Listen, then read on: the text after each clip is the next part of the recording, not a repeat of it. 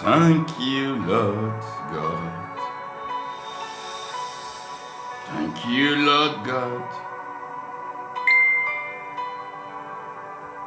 Thank you, Lord God. Oh, Lord. Thank you, Lord God. Thank you, Lord God. Bonsoir, bien-aimés dans le Seigneur. Nous rendons toute la gloire à notre Dieu, à notre Seigneur Jésus-Christ, pour ce merveilleux mois, cette saison belle ouverte, dans laquelle nous allons expérimenter l'un, pour ne pas dire l'événement le plus marquant, l'événement le plus attendu de l'humanité. Le péché s'étant invité dans le quotidien, dans la vie de tous les jours, que de plus en plus l'homme créé à l'image et selon la ressemblance de Dieu, supposé collaborer, cultiver une intimité profonde avec le Créateur, le Père, s'est donc retrouvé détaché, éloigné, déconnecté de cette grâce. Errant donc ça et là, l'homme a vu donc sa situation se dégrader et s'empirer. Rien d'autre et personne d'autre ne pouvait donc venir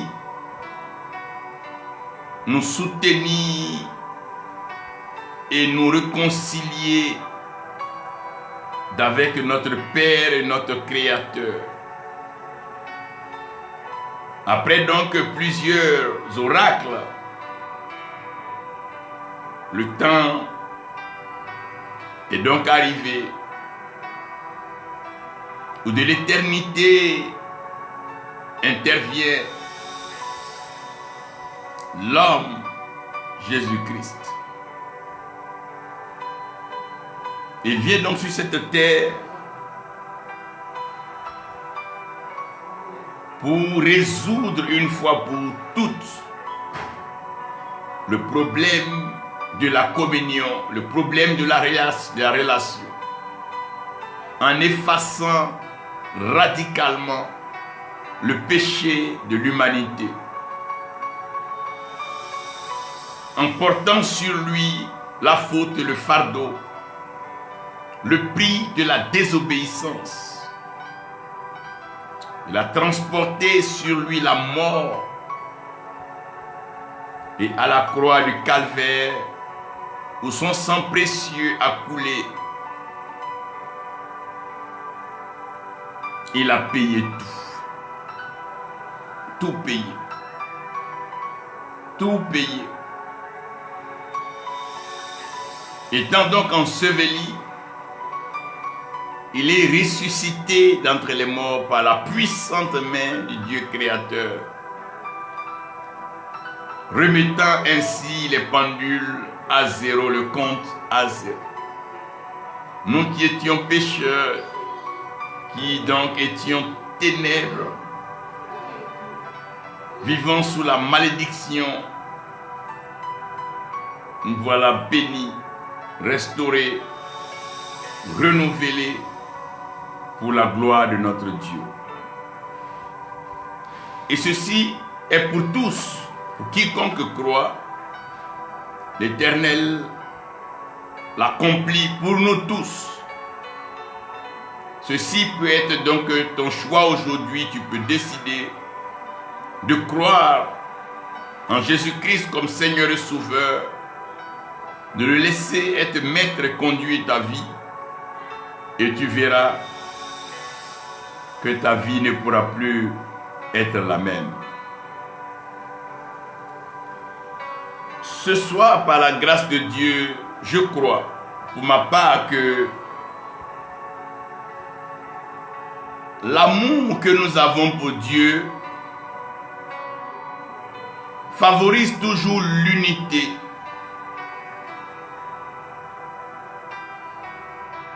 Afin de sécuriser la victoire. Et donc le thème que je voudrais bien partager avec vous, c'est occupons-nous de ce qui nous regarde. Occupons-nous de ce qui nous regarde. Bien-aimés, nous devons à un certain moment nous occuper de ce qui nous regarde. Nous avons une mission à accomplir et nous avons un compte à rendre à notre Dieu. Nous avons des œuvres à accomplir sur cette terre en tant que missionnaires, pèlerins, voyageurs et passagers. Et nous devons nous rassurer d'accomplir pleinement notre part. Genèse 1, à partir du verset 26 au verset 29, C'est donc une portion que j'encourage et j'exhorte tout homme, tout serviteur de Dieu, toute femme de Dieu, quiconque est au service de Dieu, de lire, de relire et continuer à méditer sur cela. Genèse 12 également, que nous tous nous soyons interpellés sur l'appel d'Abraham, ce qui va donc le distinguer, le démarquer comme étant le père de la foi. Dans le livre de Rois, le premier livre de Rois, Élie, après avoir donc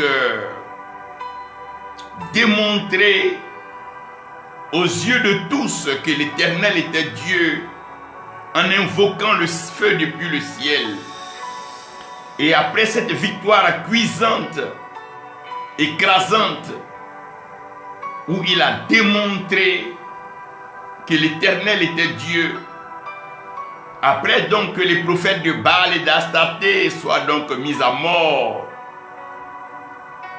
Élie sera menacé. Le même Élie qui était si fort, qui était si inspiré, va se retrouver menacé. Alors il va aller à la rencontre de Dieu. Dans le chapitre 19, les versets 11 au 12, nous expliquerons que il y aura donc un tremblement de terre, il nous parlera même encore un peu de feu, il nous parlera de tout ceci.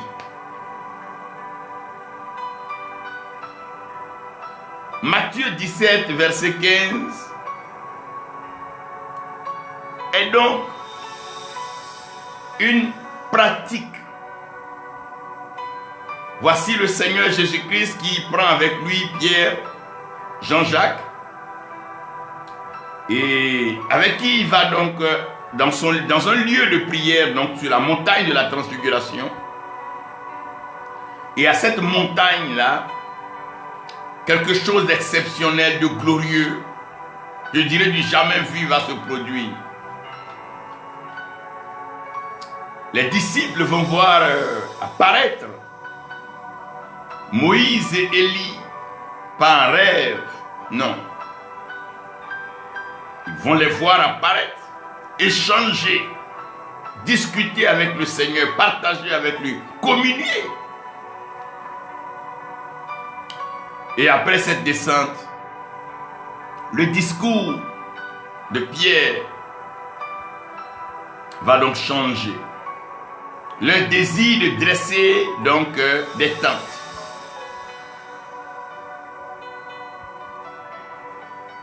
Si je donc me trouve aujourd'hui en train de parler de ceci, c'est tout simplement parce que j'ai comme l'impression que soit les serviteurs de Dieu sont trop actifs, ou soit ils sont trop oisifs, ou bien ils sont trop dispersés, ou bien alors ils sont égarés, ou bien ils n'ont plus de voie, ils n'ont plus de route, ils ne voient plus le chemin, et ils cherchent à s'occuper, s'accrocher, essayer de mimer, imiter, donner un sens chaque jour à quelque chose, sans toutefois s'occuper vraiment de ce qui donc le regarde. J'ai vu aussi bien dans les pays francophones qu'anglophones, souvent des hommes de Dieu être occupés par une activité. J'ai vu des cas où c'était des activités financières, où il était promis de donner certains financements à des serviteurs de Dieu. Ces idées, sinon ces activités, ont produit des rassemblements inimaginables. J'ai vu des serviteurs de Dieu quitter très loin et beaucoup même plus loin, bravant voies, intempéries, difficultés, pour se retrouver au lieu du rassemblement où il était question de financer, soutenir et donner de l'argent aux serviteurs de Dieu. J'ai entendu parler d'arnaques où plusieurs serviteurs de Dieu, je dis bien pas les moindres, se sont fait gruger, arnaquer, storquer et escroquer. Il y en a plusieurs qui te diront que ils y avaient cru. Ils étaient même certains que cela allait aboutir. Malheureusement, après ce fiasco, plusieurs s'étant endettés gravement et plusieurs ayant donc fait des promesses à leurs fidèles, à leurs épouses, à leurs familles, se sont retrouvés découragés dans le désespoir. Le bilan a été tragique. Le bilan a été très très difficile à accepter. Si juste on a pu compter le nombre de personnes, le nombre de serviteurs qui, découragés, déboussolés, se sont laissés aller, plusieurs dans des consommations et des actes indignes,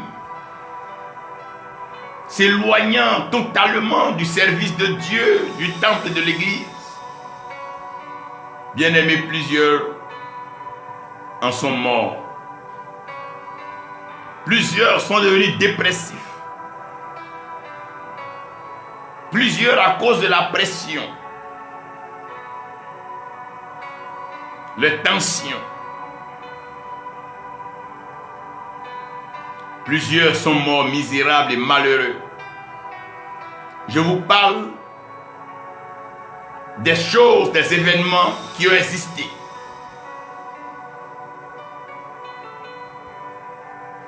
Plusieurs en souffrent encore jusqu'aujourd'hui.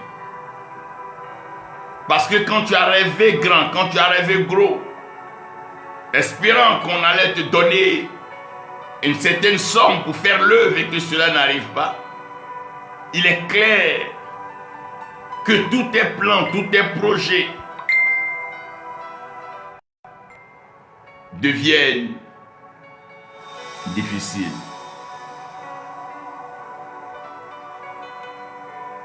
J'ai vu des hommes de Dieu, j'ai vu des serviteurs de Dieu, j'ai vu des églises entières s'occuper de la politique, croire aux idées, aux idéologies des normes, croire, se joindre, se fondre dans des partis politiques, des mouvements politiques,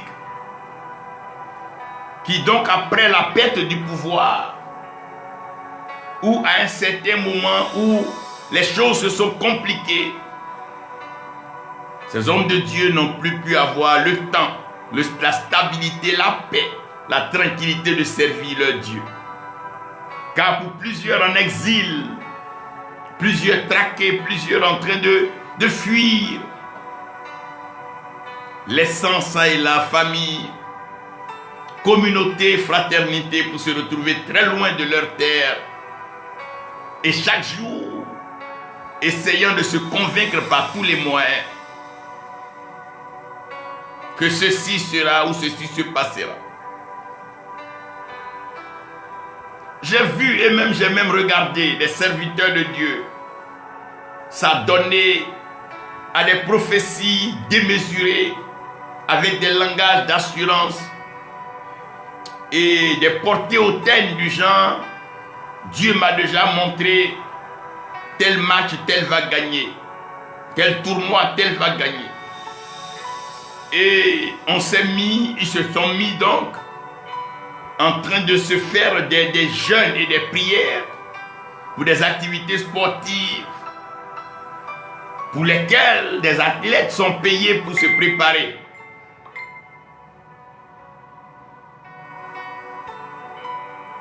Ici, il est très important de comprendre que nous nous occupons de trop de choses. Et à force de nous occuper de ces choses-là, nous perdons de vue ce qui est essentiel. Nous perdons de vue ce que le Seigneur nous a donné comme mission. Sinon, qu'il y ait des élections, la mission de tout enfant de Dieu, c'est de prier qu'il y ait la paix. Que celui qui aurait donc été choisi gouverne. Il y a un match de football, un tournoi, mais que le meilleur gagne. Il y a des points d'arnaque, des placements d'argent. Mais que ceux qui sont habitués à cela s'y donnent. Des paris, des pronostics, dans lesquels de plus en plus l'Église, les serviteurs de Dieu sont en train d'entrer.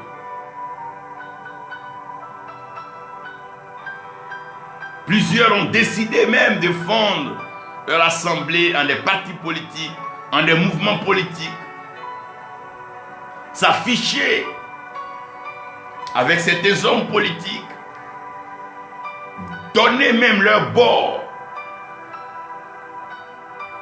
se disant que cela leur assurerait un certain gain, un certain pain. Mais bien aimés, nous ne devons pas oublier que chaque royaume a son programme. Chaque royaume a un programme et une mission. Ne croyez même pas qu'on peut négocier avec le diable pour changer son programme. Non. Non. Tu vas beau éduquer un herbivore, il finira par brouter des herbes. Et tu vas beau t'entretenir avec un carnivore, il cherchera toujours la viande fraîche et saignante. C'est un régime, c'est une vie. C'est comme ça que Dieu a créé. Donc, à César, ce qui est à César. Et à Dieu, ce qui est à Dieu. Que ceux qui sont créés à l'image et selon la ressemblance de Dieu s'occupent de ce qui les regarde. Si Jean se préoccupe donc du baptême, comme son nom le dit, Jean le Baptiste, en aucun cas il ne se trouverait donc dans le palais, puisqu'il y a encore des générations à baptiser, il y a encore des familles à baptiser, il y a encore des peuples à baptiser. Donc occupons-nous de ce qui nous regarde. Quels que soient les débats, qu'est-ce que cela peut bien changer? Bien-aimés, évitons la distraction. Lorsque Dieu met Adam et Ève dans le jardin d'Éden, Dieu a déjà béni Adam et Dieu a déjà béni Ève, leur disant: soyez féconds, multipliez-vous, remplissez, assujettissez la terre et dominez-la. Donc, le débat n'est pas un fruit. La préoccupation d'Adam et d'Ève ne devait même pas être un fruit. Puisqu'il y a tellement d'arbres fruitiers. Et ces arbres-là, c'était juste pour les nourrir. Donc, si ce que tu dois manger doit remettre en cause ce pourquoi tu vis, mais tu ne vis pas pour manger. Et ici, nous devons comprendre, si pour de l'argent, tu dois perdre ta dignité, ton honneur, et ce pourquoi tu vis, il doit falloir choisir. Si pour une activité, une appartenance, un mouvement, tu dois perdre de vue ce qui est essentiel, ce qui est fondamental, ce pourquoi tu as été créé. Mais il faut savoir que cela est secondaire, il faut le reléguer au dernier plan. Adam et Ève ont une mission d'être féconds, de se multiplier, de remplir et d'assujettir, afin de dominer. Dans ça, où est le fruit? Mais l'Éternel Dieu va leur donner une instruction pour tester leur obéissance, leur capacité à pouvoir obéir, à pouvoir suivre des ordres et des ordonnances. C'est comme quand tu sors de l'hôpital, on te donne une ordonnance quand tu vas perdre. Non, ce médicament, on le prend. C'est pour voir comment toi-même tu peux obéir à ça. Donc le jardin d'Éden n'était pas une fin en soi. Le jardin d'Éden n'était pas un accomplissement. Mais c'était un lieu dans lequel Dieu voulait former Adam et Ève à obéir, à se soumettre à sa volonté. Si tu n'es pas soumis à ce qui est au-dessus de toi, mais ne crois pas que ce qui est en bas de toi va se soumettre à toi. Le jardin d'Éden. Et ce qui s'est passé dans le jardin d'Éden, c'est ce qui se passe dans nos assemblées de nos jours. On est beaucoup plus préoccupé à nos amusements, à nos ballets, à nos danses. Toutes ces choses-là, elles ne sont pas mauvaises. Mais est-ce que elles nous aident à accomplir la mission originelle? Est-ce que ces choses-là, en les multipliant, en insistant dessus, en continuant, en faisant ces mêmes choses-là, en quoi est-ce que ça nous donne le résultat? Parce qu'à un certain moment, ce que nous ne savons pas, c'est que les gens sont épuisés. Les gens sont fatigués. Les gens même n'y croient même plus. Parce que ça devient comme une rhétorique. Ça devient comme des copies, des photocopies. Il n'y a rien de nouveau. Il n'y a pas de souffle nouveau. Il n'y a pas de vie. Il n'y a pas de conviction dans la chose. Mais elle est faite par contrainte. Elle est faite par suivisme. Elle est faite par copie. Nos programmes. On a toujours les mêmes programmes. On les répète chaque année. On est dedans et on fait. Mais on ne s'assoit pas pour faire un bilan. Et nous sommes là, nous tournons en rond, distraits. On continue à s'amuser en se comparant. Non, telle église est meilleure que l'autre. Non, tel a fait un programme au stade, il faut que je fasse aussi. Non, et on est en train de s'embrouiller, on tourne en rond. Pendant ce temps, Genèse 1:26 est bien écrit. Ça, c'est la première parole, la bénédiction que Dieu donne à l'homme qu'il a créé à son image selon sa ressemblance. Pendant ce temps, nous avons nos programmes. Nous avons nos programmes d'enfants, de jeunesse, de vieillesse, tout ce que nous voulons. Ceci n'est pas mauvais. Mais est-ce que nous avons considéré premièrement ce que le Seigneur nous demande? Et on a comme l'impression que de plus en plus, tout ce qui a été Éden, c'est ce que nous recherchons au travers de nos assemblées et nos programmes. Avoir un certain confort. Nous voulons avoir un certain confort. Être à l'aise, être nanti, être outillé, être assis matériellement, financièrement, être épanoui. C'est une bonne chose si ceci nous permet de continuer le travail.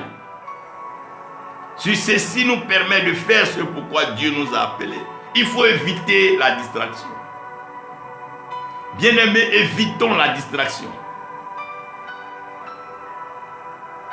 Je me souviens un jour, je parlais avec un serviteur de Dieu. Je lui ai demandé, mais homme de Dieu, quelle est donc la vision de cette œuvre-là? Puisque tu as une vision, Dieu s'est révélé à toi. Je sais que Pierre en a eu, Paul en a eu, les autres. Ils tournaient en rond. Non, je dois prendre tel nom pays baptisé. Bon, ils parlaient seulement. Je dis, mais pour faire quoi? Ça donne quoi?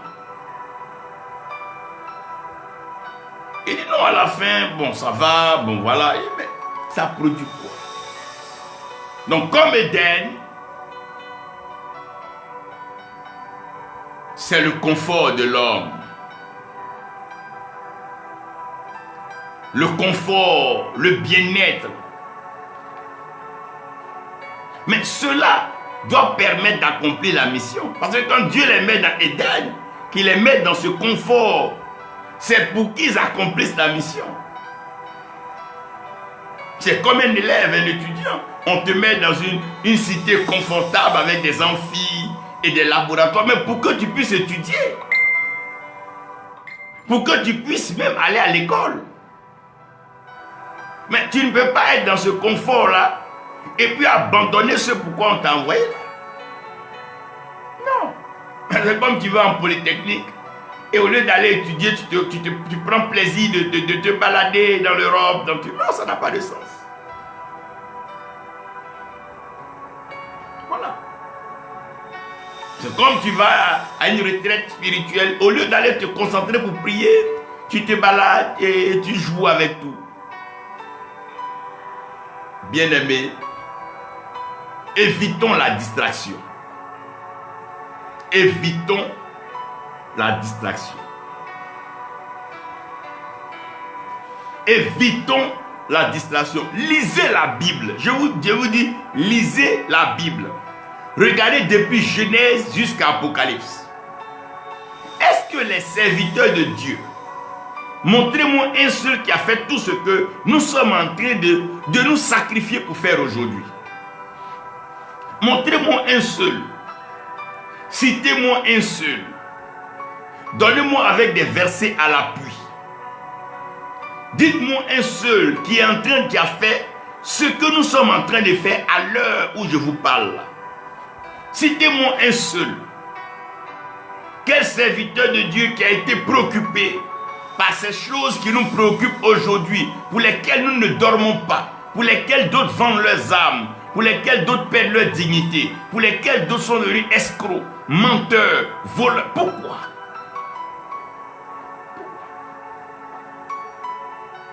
Évitons la distraction. Évitons même d'être distrait, c'est pas correct. Du lundi au dimanche, les mêmes choses. Du premier mois au dernier mois, les mêmes choses. Et on ne se pose pas de questions. Qu'est-ce qui évolue? Qu'est-ce qui avance? Qu'est-ce qu'on arrive à accomplir? Routine sur routine. Distraction sur distraction. Et les choses ne font que s'empirer. J'ai appelé un aîné, un père, je lui ai dit, papa, je veux qu'on fasse un bilan. C'est vrai qu'on me dira qu'avant les serviteurs de Dieu n'avaient pas grand moyen, n'avaient pas vélo, ils étaient à pied. Il dit, mais faites-moi le bilan entre le résultat en termes de gain d'âme, le résultat en termes de consécration, en termes de prière, en termes de péché. Si vous voulez comparer ces générations. D'abord, c'est des générations qui ont accepté de servir le Seigneur et de payer le prix. Certains sont morts, c'est vrai, sans grand moyen, mais n'ont pas vendu leur âme au diable. Ne se sont pas laissés emporter par tout vent de doctrine. Il y a certaines choses que nous approuvons aujourd'hui. Si nous réveillons ces pères pour leur dire, ils vont dire, arrêtez. Arrêtez. Évitons la distraction. Nous sommes attendus. Nous sommes attendus. Tu as été créé pour quelque chose, pour une mission. Nous sommes tous attendus. N'oubliez pas que toute la création attend avec un ardent désir la révélation des fils de Dieu. Nous sommes attendus. Pendant qu'on est en train de se balader, pendant qu'on est en train de sauter, gazouiller, pendant qu'on est en train de rire avec un peu de tout, se moquer, pour se provoquer, se comparer, se juger. Pendant ce temps, la terre attend. Hein? Nous sommes le sel de la terre. La terre attend. Bien-aimé, la terre attend. Aussi longtemps que nous ne serons pas conscients que nous devons dominer sur la terre, mais ne nous étonnons pas que les sorciers, les féticheurs prennent plaisir à contrôler nos villages, nos villes, nos régions et nos nations, puisque la terre ne nous intéresse pas. Nous sommes quelque part entre quatre murs en train de se flatter, se blaguer, tel est plus loin que tant, non, tel est plus loin, tel est... Oui. Mais qu'est-ce que nous faisons sur la terre?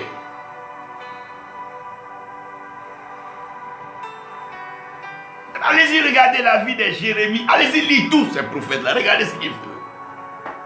Allez-y, regardez. Mais la terre nous attend. Dieu a créé la terre pour les fils d'hommes.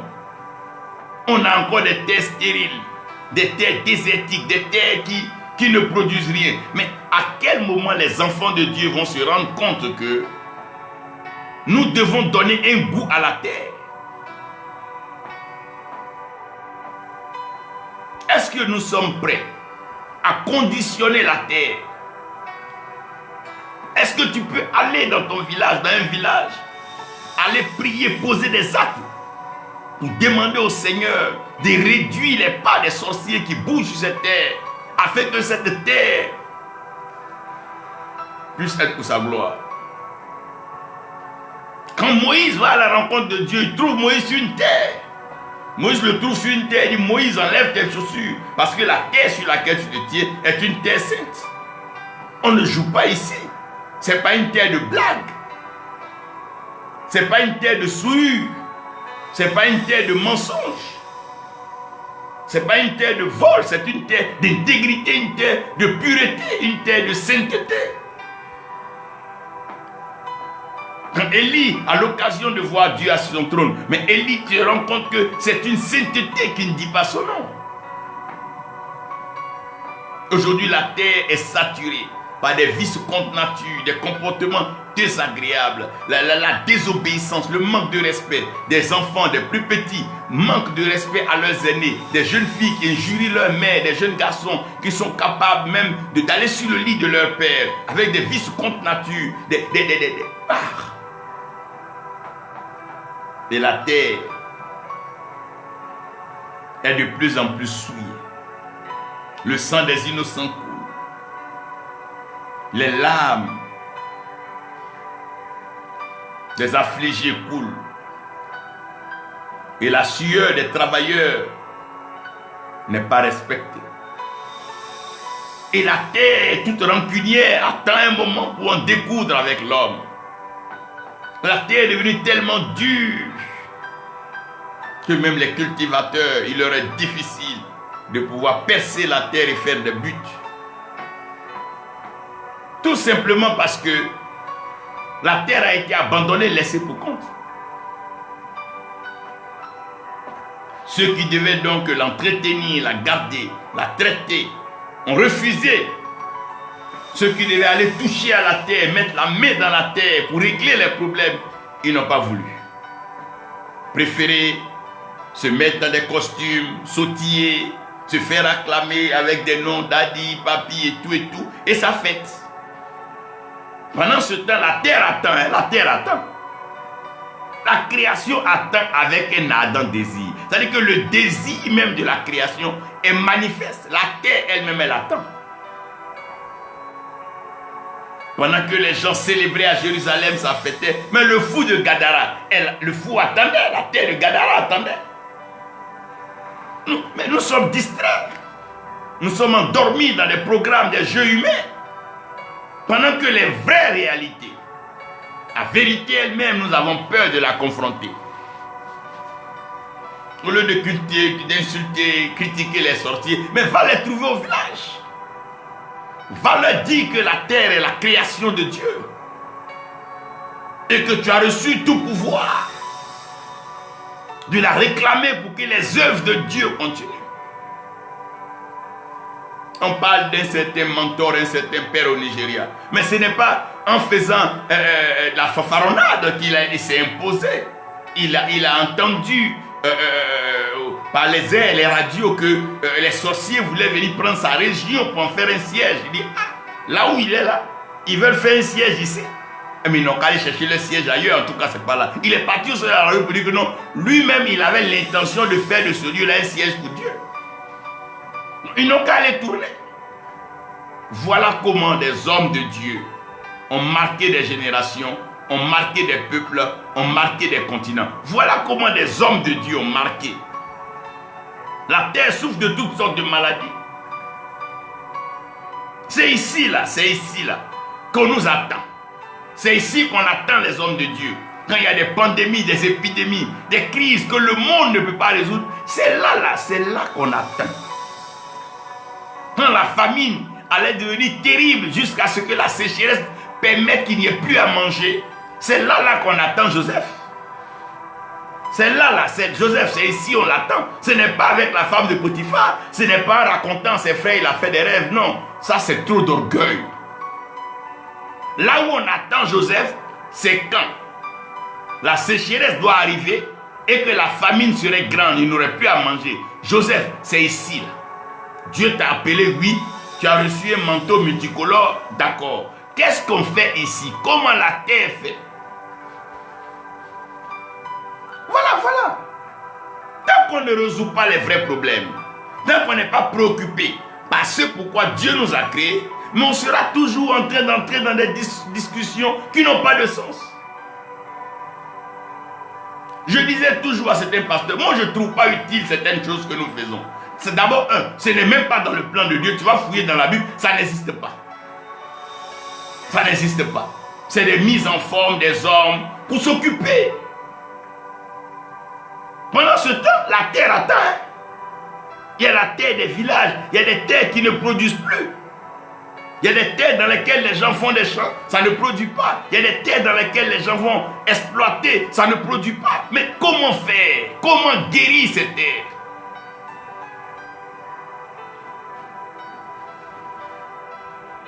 Oui, les frères, les eaux nous attendent. Hein?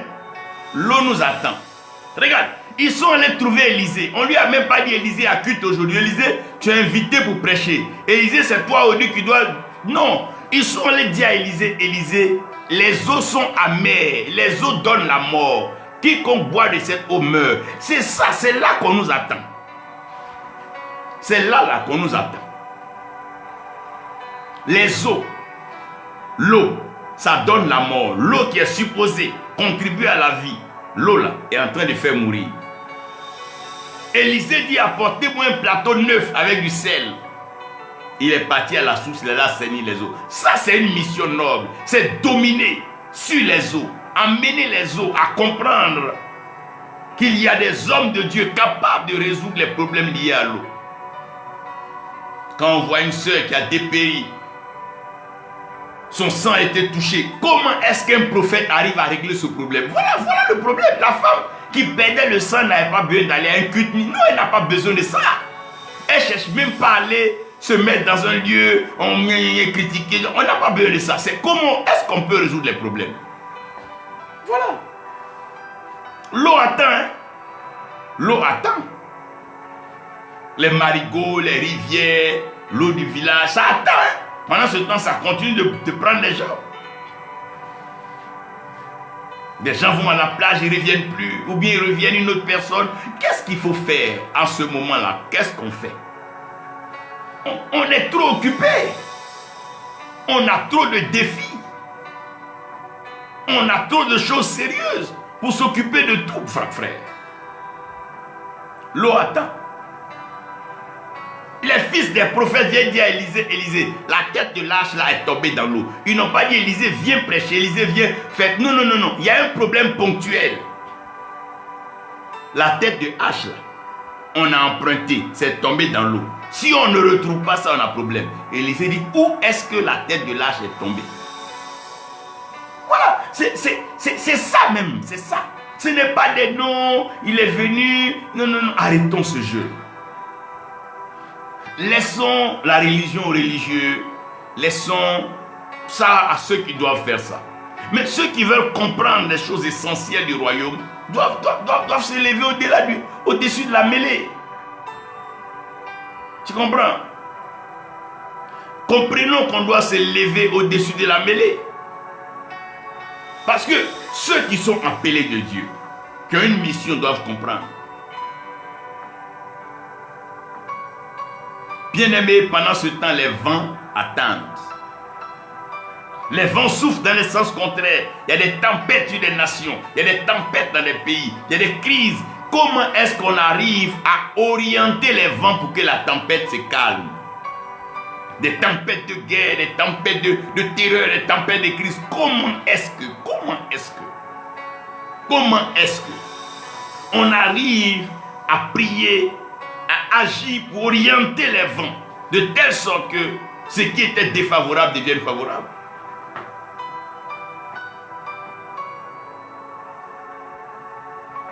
Ah ouais. Et pendant ce temps, le feu nous attend. Et on est en train de jouer à faire tomber les gens et tout et tout. Ah ouais, on est. Mais qu'est-ce que nous faisons de ce feu? Il y a encore des combats plus nobles, plus sérieux que nous devons engager. Des combats à gagner. Des territoires à gagner. Des eaux à préserver, à assainir. Des vents à orienter. Pour que la vie des nations, la vie des peuples soit meilleure. Jésus ne va pas à la croix pour s'amuser. On n'est pas en train de danser, c'est pas de la fanfaronnade, c'est pas de l'amusement, c'est pas un game. C'est tellement sérieux que le monde, le ciel est invité. La terre tremble, le ciel s'obscurcit. Ce n'est pas de la blague. Le ciel et la terre sont impliqués. Pendant qu'on est en train de jouer dans Éden, dans nos assemblées, nos programmes, notre confort, la terre attend, l'eau attend, le vent attend et le feu attend.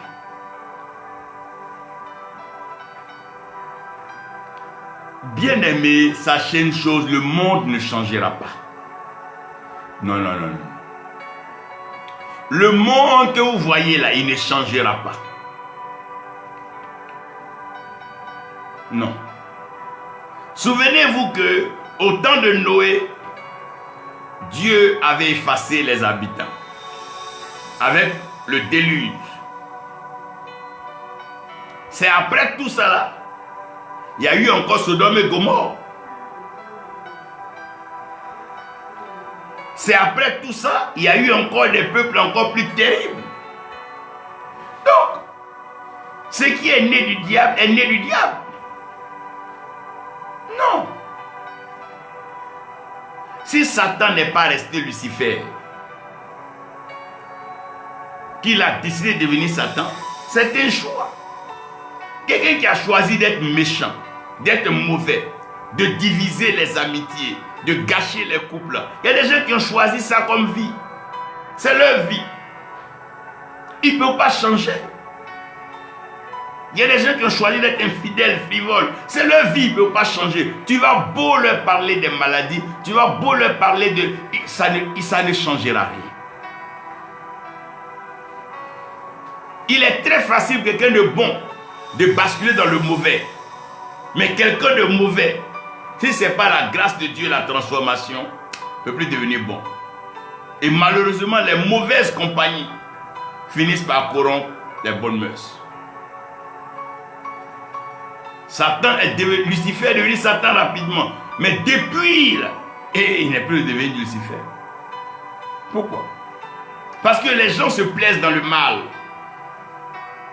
Tu vas beau appeler un voleur, lui parler, Mais quand tu vas le laisser là, il va retourner voler. Pourquoi? Mais le monde ne change pas comme ça. Et l'erreur, c'est de vouloir changer des gens qui sont venus soit s'amuser dans un temple. Vous ne pouvez pas les changer.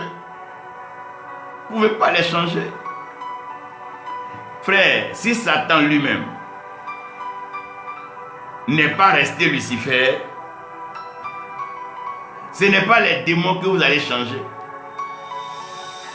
Frère, un démon d'adultère, un démon, il restera toujours comme c'est un démon. C'est comme ça il est. Donc, au lieu de chercher à changer les démons, mais concentrez-vous à accomplir la mission pour laquelle Dieu vous a appelé. Il y a tellement de choses précieuses à faire. Tu vas beau crier dans une assemblée, le démon ne changera pas. Puisque Lucifer étant devenu Satan, n'est plus redevenu Lucifer.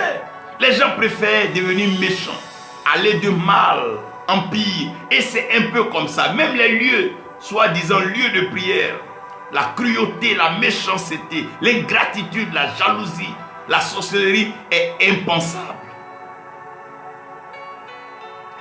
Frères, les sorciers ne changeront jamais. Allez-y dans un village, évangélisez. Si un sorcier vous dit qu'il a changé, ne croyez pas. Non. Si vraiment il a changé, que Dieu même vous rende témoignage. Sinon, si vous croyez si facilement, il va vous entraîner progressivement dans ses manœuvres. Certaines personnes ne changeront jamais. Le monde ne changera pas. Non. Non, non, non, non, non, non. Il y a eu des guerres, il y a des guerres, il y aura des guerres. Il y a eu des crimes, il y a des crimes. C'est des choses qui sont, ça fait partie de la vie de certaines personnes.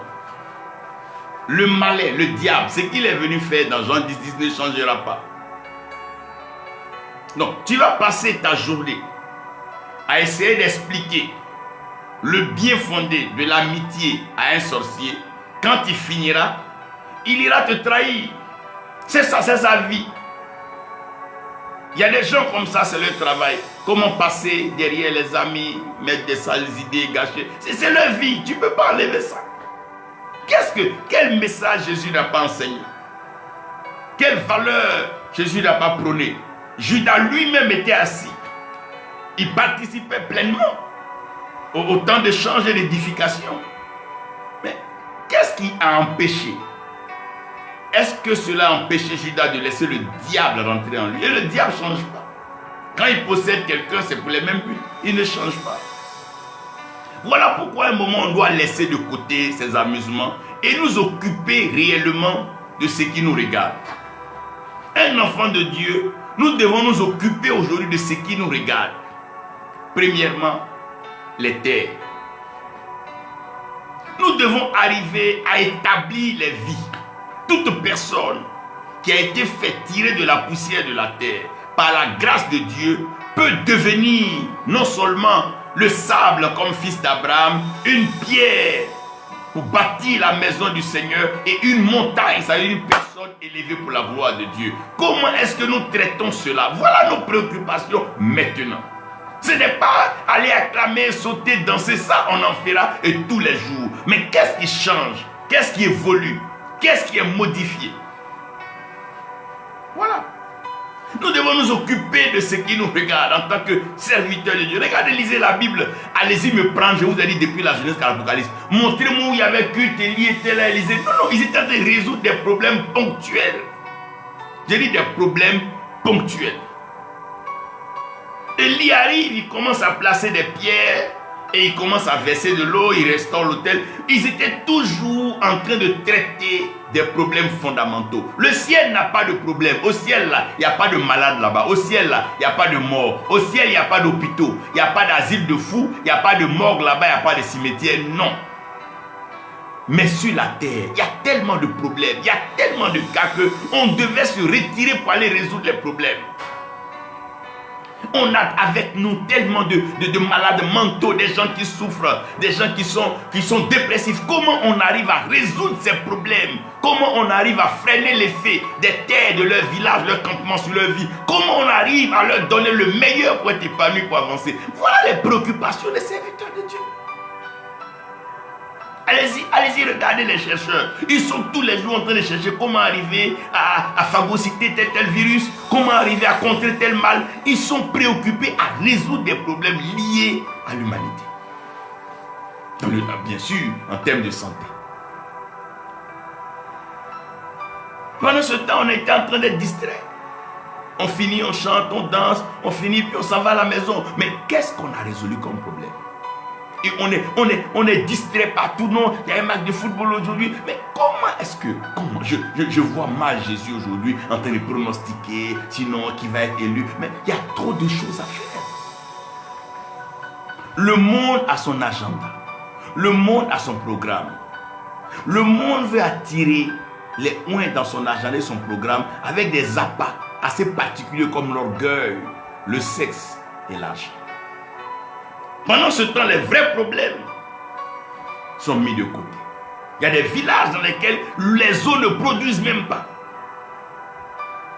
Comment on fait pour restaurer les eaux, pour que ceux qui boivent ces eaux-là ne meurent pas?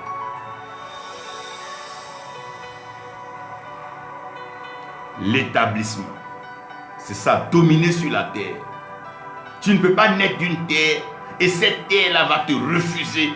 Puisque la terre a été créée pour les fils des hommes. Donc ce qui a été créé pour toi ne peut pas te refuser. Ta terre, elle doit pouvoir être féconde, elle doit pouvoir être fertile. C'est pas Dieu lui-même a demandé à l'homme. Ça, c'est Dieu lui-même qui parle. Et ça là, c'est pour aller finir par quoi? Dominer sur les poissons des eaux. Les oiseaux qui sont dans les airs. Et les animaux, les reptiles qui rampent sur la terre. On ne peut pas passer sur la terre sans être établi sur la terre, sans pouvoir marcher, dominer sur la terre. La Bible parle des 4 lépreux qui sont arrivés à s'imposer, que dominer sur la terre. Malheureusement, on est tellement habitué à tout ce qui est amusement qu'on n'est jamais sérieux. Dans Matthieu 17, Jésus-Christ va à la montagne de la transfiguration. La Bible dit là-bas, Élie et Moïse lui apparaissent. Nous savons bien sûr, quand on parle de Moïse, le nom veut dire tirer des eaux. Et on a vu comment Dieu a utilisé Moïse pour dominer les eaux. D'abord, étant petit, il est arrivé à s'imposer de telle sorte que les animaux aquatiques et marins n'ont pas pu le consommer.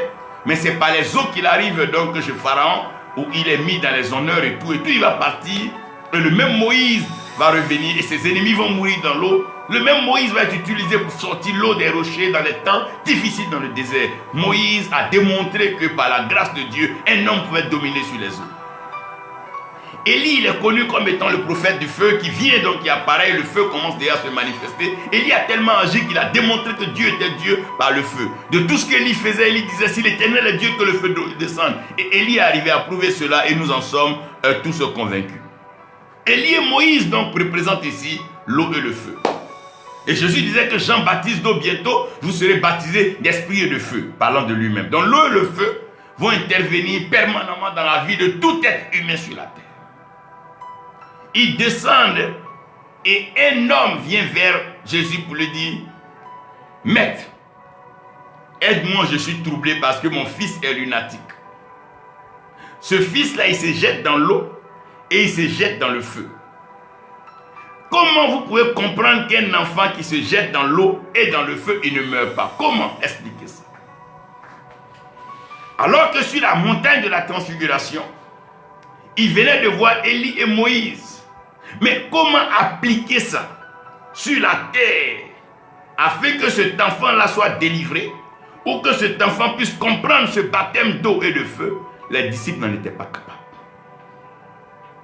Et là, donc pour ces cas-là, ça exige le jeûne et la prière. Ça exige que la chair soit tuée et que l'alerte spirituelle soit maximale. Nous avons des problèmes assez importants à régler. On a tellement de choses à faire dans la vie des gens. plus nous serons occupés à travailler pour voir des résultats dans la vie des gens, moins nous aurons le temps, voilà, nous occuper de beaucoup de choses. Occupons-nous de ce qui nous regarde. Dominer sur les eaux. Quand on parle des eaux, on parle des richesses. C'est vrai, il y a cette facilité d'aller donc traiter avec les sirènes, les pensées des eaux, mais n'y a-t-il pas de possibilité, comme Jésus-Christ a envoyé ses disciples, Pierre aller pêcher un poisson et sortir de quoi payer l'impôt, n'y a-t-il pas une autre capacité que Dieu donne à ses serviteurs de contrôler les eaux, de dominer sur les eaux? Si tel est que le symbole du chrétien c'est le poisson sort de l'eau, comment est-ce que nous devons arriver à dominer sur les eaux? Voici des préoccupations. Et ici, nous devons bien sûr réfléchir et prier. Nous devons prier, Seigneur, comment dominer sur la terre. Comment une femme peut perdre du sang pendant 12 ans. Comment on fait pour arrêter donc cette perte de sang. Comment quelqu'un peut être en train de... Mais Dieu, perdre du sang pendant 12 ans. Waouh.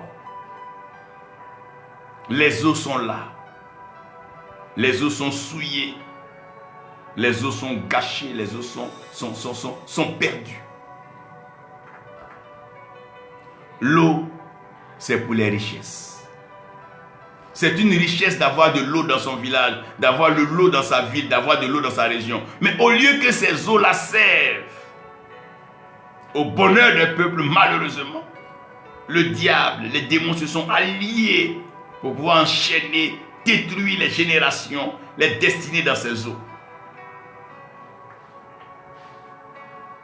Une histoire parle un peu d'un peuple qui quittait le Ghana, qui venait en Côte d'Ivoire. C'est une dame qui a pu donner son enfant pour que les hippopotames puissent faire une forme de pont, pour que les hommes puissent passer. On parlera toujours d'elle. On dira même que le baouli qui veut dire que l'enfant est mort. C'est-à-dire comment on arrive à résoudre les problèmes. Voici aujourd'hui, il faut qu'on arrive à s'asseoir et résoudre les problèmes de la vie. Les sorciers, les féticheurs, ils créent leurs problèmes, c'est leur rôle. Mais les serviteurs de Dieu, leur rôle, c'est de régler les problèmes. La terre aura toujours des problèmes. Voilà pourquoi elle aura besoin du ciel. Le ciel, c'est le lieu des solutions. Daniel dit, roi, le rêve que tu as eu est bien sûr un problème sur la terre, mais la solution, la révélation vient d'en haut du ciel. Donc c'est Dieu. Nous devons tellement chercher Dieu, nous accrocher à Dieu, comprendre ses principes, de telle sorte qu'on puisse résoudre les problèmes sur la terre. Si on n'arrive pas à résoudre les problèmes sur la terre, mais c'est qu'on ne fait rien. Nous devons pouvoir résoudre les problèmes. Comment dominer sur les eaux? Comment dominer sur les poissons? Jonas est jeté dans l'eau. Comment Jonas attire à lui un poisson? Comment un poisson vient avaler Jonas? Les vents. Comment arriver à comprendre les vents qui élèvent? Les sorciers ont l'occasion de prendre des balais pour voyager, s'envoler la nuit. Mais des serviteurs de Dieu ne sont pas capables de contrôler l'espace aérien et bloquer certains déplacements. Tout est lourd, tout est épais, l'atmosphère est bizarre. N'y a-t-il pas des voix autorisées pour parler, pour déclencher quelque chose de nouveau?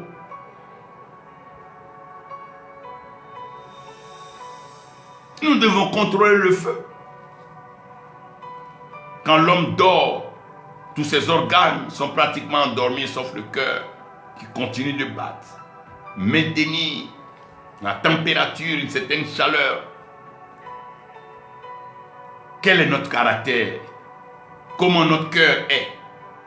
En tant qu'enfant de Dieu, en tant que leader, quel est notre cœur dans cette société, dans ce monde? Est-ce que notre cœur penche pour le mal ou notre cœur va pour le bien? Est-ce que notre cœur est pour la solution ou bien nos cœurs sont pour les problèmes? En tout cas, deux choses on retiendra de tout le monde sur la terre. On retiendra les problèmes que tu as créés et les solutions que tu as apportées. Les solutions que tu apporteras dans la vie d'une personne, bien qu'elle-même ne témoignera pas, restera gravée et écrite. Nous devons être des personnes de solution. Quelle solution nous pouvons apporter dans ce monde qui est en train de perdre ses repères et ses valeurs? Comment est-ce que nous pouvons arriver par la puissance de Dieu, par les actes, des proclamations prophétiques, contaminer la terre afin qu'elle ne soit plus souillée ni malade, mais qu'elle bénéficie de la sainteté, de la pureté de notre Dieu? Voici les missions. Comment arriver avec le ciel à aller assainir les eaux, restaurer l'ordre afin que les gens vivent le bonheur? Oui, comment contrôler les vents? Vous savez, avant, quand les gens devaient se déplacer, ils prenaient des bateaux à voile. Et dès qu'ils sont sur l'eau, c'est le vent qui les conduisait. Ça veut dire que si un mauvais vent souffle, ça va t'envoyer tout sauf là où tu es parti. Mais si c'est le bon vent, il va t'amener à bon port, dans la bonne destination. Mais il y a tellement de vents qui soufflent aujourd'hui. Dans les continents, dans les nations. Tu vois des gens qui vont dans des pays bien en tant qu'hommes, mais qui reviennent avec des pensées erronées, bizarres. Mais attends, c'est quel vent? Tellement de vent souffle. Mais tout ceci est lié à notre cœur. Qu'est-ce qui bat dans ton cœur? Qu'est-ce qui bout dans ton cœur? Qu'est-ce qui t'importe dans le cœur? Quelle est ta priorité dans ton cœur? Répondre à la mission du Seigneur, ou bien te conformer à une certaine religion, des pratiques, des rites, des rituels, des danses, des amusements? Ou bien veux-tu comprendre comment est-ce que la terre peut être domptée, les eaux peuvent être domptées, les vents peuvent être domptés et contrôlés, et que le feu peut être utilisé de la bonne manière? Car malheureusement, le feu est tellement mal utilisé qu'il y a des feux de brousse, des incendies, des destructions, ça et là. Tout ce que le Seigneur a créé, il a créé pour le bonheur et pour le bien de l'homme. Tout ce que Dieu a fait, Dieu l'a fait pour le bien et pour le bonheur de l'homme. Tout ce que Dieu a créé. La preuve, regardez depuis Genèse 1, il dit, ceci était bon. Dieu vit que cela était bon. Alors le 6e jour, il dit, c'était tellement bon qu'au 7e jour, il a sanctifié pour se reposer. Si tel est que tout ce que Dieu a créé, Dieu a vu que c'était bon, jusqu'à très bien sanctifié. Mais d'où vient que tout ce mal, tous ces problèmes et toute cette souffrance? Serviteur de Dieu, servante de Dieu, fils du royaume, occupons-nous de ce qui nous regarde. Laissez les politiciens faire leur politique. Laissez les footballeurs jouer leur match. Laissons donc ceux qui sont dans leurs activités. Mais quant à nous, comment est-ce que nous arrivons à résoudre les problèmes des enfants de Dieu, des fils de Dieu, des filles de Dieu, ceux qui souffrent maintenant? Comment on fait? Comment on arrive à décanter la situation? Comment on arrive à régler le problème? Si nous n'arrivons pas à régler le problème, ça veut dire deux choses. Ou bien on n'a pas encore eu une orientation claire de la part de Dieu, ou bien nous sommes encore en exercice parce que Dieu peut ne pas nous laisser réussir au premier coup pour que nous apprenions. Les sacrificateurs avant continuaient d'immoler les animaux progressivement pour démontrer l'importance du sang dans le rachat, jusqu'à ce que le Seigneur Jésus-Christ vienne maintenant accomplir cela. Continue de prier. Prie pour les malades dans ta famille. Prie pour les malades dans ta région. Prie pour ceux qui souffrent. Prie pour les terres séchées, désertiques. Prie pour les terres qui ne produisent plus, les terres stériles. Prie. Continue de prier pour les eaux amères, les eaux souillées, les eaux empoisonnées. Continue de prier pour les vents qui mélangent, les vents de dispute, les vents de crise, les vents de confusion. Prie pour que tout cela soit restauré. Garde ton cœur pur plus que toute chose.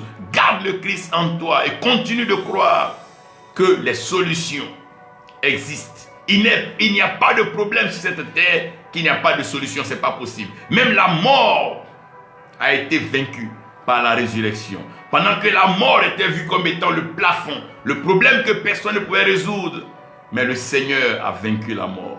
Je prie que le Seigneur te donne, qu'il nous donne de nous occuper de ce qui nous regarde.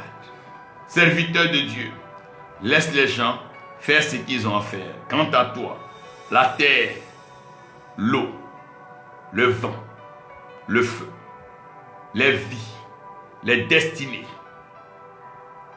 que diras-tu? On envoyait les malades vers le Seigneur, vers les disciples, ils étaient guéris. Est-ce que les malades qui viennent à toi sont guéris? Est-ce que les problèmes étaient résolus? La femme prise en flagrant délit d'adultère, est-ce que les problèmes sont résolus? On n'est pas serviteur de Dieu pour créer des problèmes, non. On est serviteur de Dieu pour résoudre des problèmes. On est envoyé par Dieu pour résoudre les problèmes. Par la sagesse divine, je prie que tu rencontres un prophète et que les problèmes soient résolus. Je prie au nom de Jésus-Christ que tu ne sois plus distrait. Concentre-toi, consacre-toi. Dis Seigneur, voici mon problème, voici ma situation, Seigneur. Personne d'autre à part toi, c'est toi qui peux résoudre cela. Envoie vers moi l'ange, le messager, celui qui a la solution, afin que je sorte de cela. C'est la victoire qui amplifie le témoignage. C'est la solution qui fait que l'Éternel est incontournable. Pourquoi tout le monde se tourne vers lui? Même les féticheurs disent si Dieu le veut, parce qu'ils savent que rien n'est impossible à celui qui croit. Et rien n'est impossible à notre Dieu. Dieu est capable et il le fera. Focalisons-nous, concentrons-nous, consacrons-nous à l'Éternel. Pour un temps comme celui-ci, demeurons en prière, jeûnons, intercédons, parlons-lui sincèrement, ouvrons tout notre cœur pour dire Seigneur, toi seul peux le faire. Je n'ai que toi et je ne compte que sur toi seul. Change et transforme ma situation. Merci Seigneur, parce que c'est le moment. Oui Seigneur, c'est le moment. Oh Seigneur, c'est le moment. Oui, c'est le moment. C'est le moment, Seigneur. Oui, c'est le moment. Retire tes enfants de la distraction. Donne-leur de comprendre l'enjeu de ce temps précieux. Ces jours qui sont placés devant nous, afin que nous fassions ce que tu attends de nous. Le Seigneur, après la longue prière à Gethsémane, après le combat entre lui-même, quant à voir ce qu'il veut s'accomplir ou ce que toi tu veux s'accomplir, il est arrivé à la résolution. Pas lui sa volonté, mais la volonté suprême, la volonté de Dieu. Père, pas ce que nous voulons, mais ce que toi Dieu tu as établi avant la fondation du monde. Pas comme nous voulons, mais comme tu veux. Pas pour nous, mais pour toi. Pas pour la gloire des hommes, mais pour ta gloire. Tout pour ta gloire. Père, merci. Pour ta fidélité, pour ta grâce. Merci Seigneur. Merci Éternel. Merci mon Dieu. Nous te célébrons encore Seigneur. Oh, que le ciel s'ouvre et que le Saint-Esprit se répande. Grâce sur grâce, faveur sur faveur et bénédiction sur bénédiction. Abondance. Que le Seigneur continue de nous conduire dans l'abondance. L'abondance, c'est la révélation. Accorde-nous de connaître et de comprendre ta pensée. Tu as appelé Abraham et tu lui as montré une terre. Père, la terre est sacrée. Et nous prions que toute personne étant mal placée en ce moment retrouve sa place. Que l'Éternel te sorte de la terre d'égarement, d'hérésie pour t'envoyer dans la terre où tu seras établi. Et une fois dans ta terre, que rien ne puisse t'enlever et t'emporter. Qui te garde Et qu'il te bénisse dans cette terre. Thank you, Lord.